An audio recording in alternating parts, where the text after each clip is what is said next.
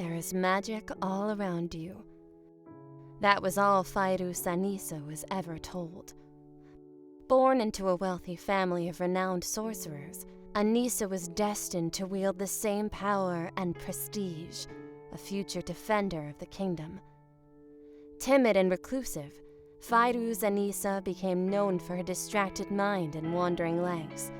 She could never be found when needed, only by chance, often in hidden rooms of the kingdom's castle or in quiet alleys of the town below. She showed all the signs of a secretive and mysterious sorceress, except for magic. In spellcasting lessons, not a single spark emerged from her hands, and in magical studies, no incantation hummed with energy as she spoke it. Artifacts never bound to her. Enchantments didn't enhance her skills. Even staffs lost their luster when placed in her hands. It seemed the only thing Aneesa's family was not ready for was the possibility that their daughter would be normal.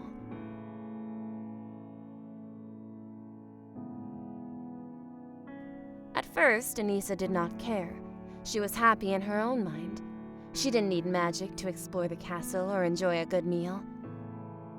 But as her lessons went on, her father's patience shortened, and her mother's disappointment became less hidden.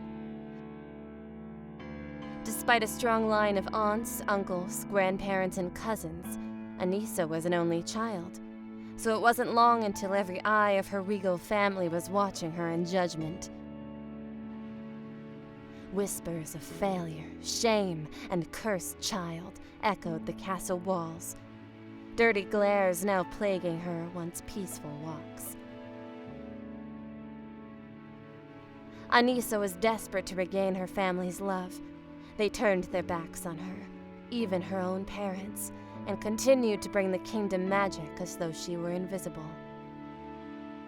Trying as she could, Aneesa found nothing in her studies but failure and sorrow. She left the castle, despite her timid nature, meeting with mystics and nomads and seeking guidance. All told her the same thing. She was normal. Not an ounce of magic dwelled within her. Aneesa was lost in despair, living alone within the castle dungeons, forgotten and unloved. Who am I without magic? She spoke aloud to her own echo that night. Would they be happier if I just never existed? The echo never gave an answer. The castle walls she once had loved now leered over her in silent contempt. And so, Aneesa performed her first and only magic trick. She disappeared. Out through the sewers she went one night, vowing to return with the magic needed to earn her family's love.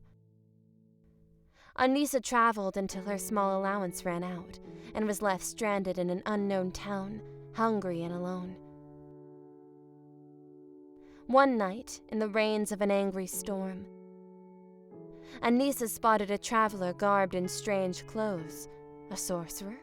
No, he was like no sorcerer she had ever seen.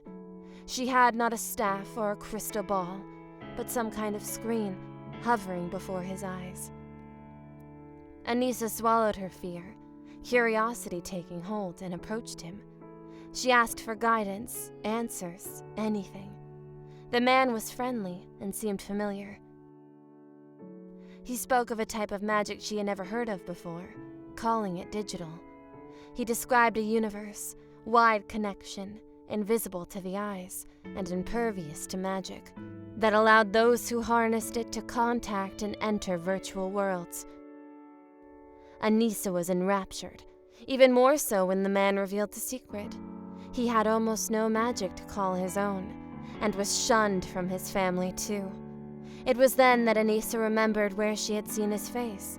He was related to her, a half-brother she had seen on the family tapestries. Her half-brother took pity on her, but also scolded her for escaping the castle. Aneesa couldn't believe it. She thought he'd understand.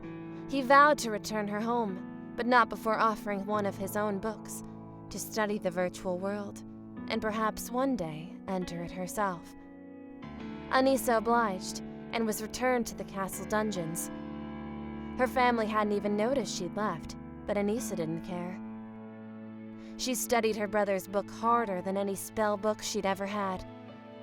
Every word filled her with more and more hope and determination. The final page held the greatest secret: how to use magic and digital together to open a portal to the virtual world. Aneesa's heart was set. She would find herself in that virtual world. She just knew it. She waited patiently for an upcoming meeting at the castle.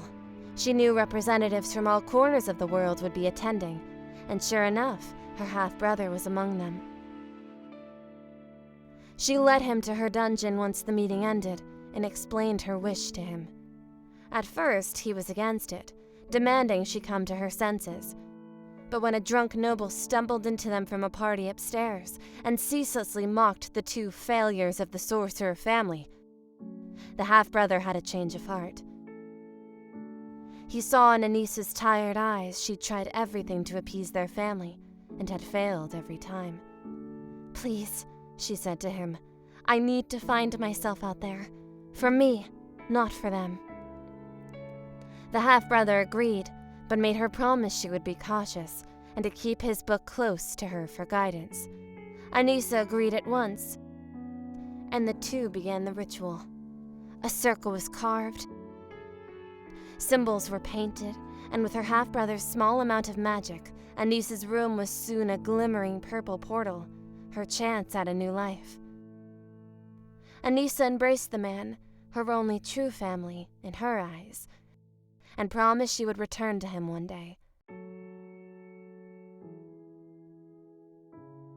Without a single word to her parents, she stepped through the portal and found herself in the virtual world. For the very first time, Fairuz Aneesa felt anything was possible. She was still the timid wanderer from the castle dungeons, but she was free, and she didn't need magic to wander the world she now found herself in.